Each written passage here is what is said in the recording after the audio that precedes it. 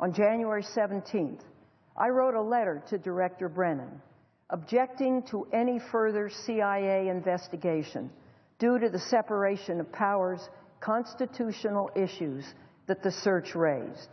I followed this with a second letter on January 23rd to the Director, asking 12 specific questions about the CIA's actions, questions that the CIA has refused to answer.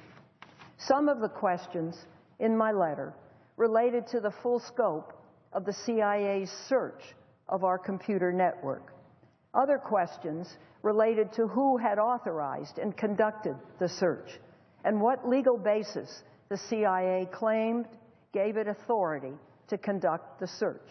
Again, the CIA has not provided answers to any of my questions.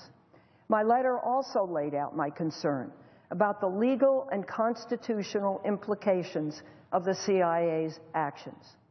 Based on what Director Brennan has informed us, I have grave concerns that the CIA's search may well have violated the separation of powers principles embodied in the United States Constitution, including the Speech and Debate Clause.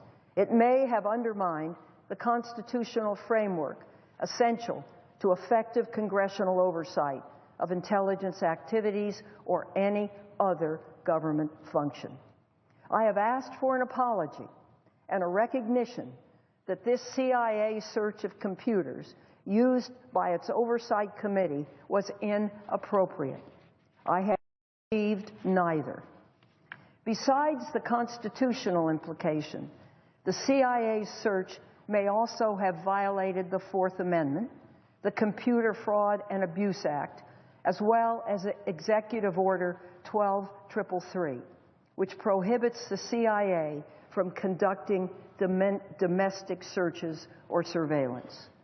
Days after the meeting with Director Brennan, the CIA Inspector General, David Buckley, learned of the CIA search and began an investigation into CIA's activities.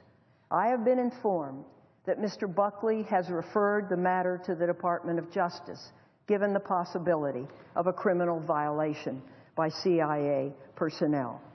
Let me note, because the CIA has refused to answer the questions in my January 23rd letter, and the CIA Inspector General is ongoing, I have limited information about exactly what the CIA did in conducting its search.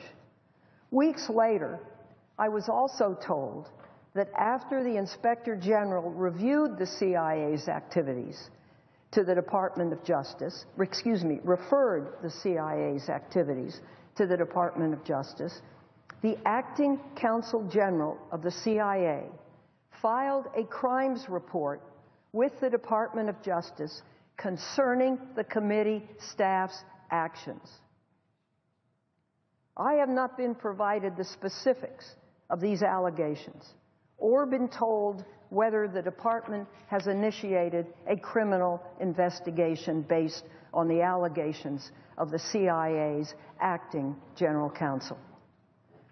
As I mentioned before, our staff involved in this matter had the appropriate clearances, handled this sensitive material according to established procedures and practice to protect classified information, and were provided access to the Panetta review by the CIA itself.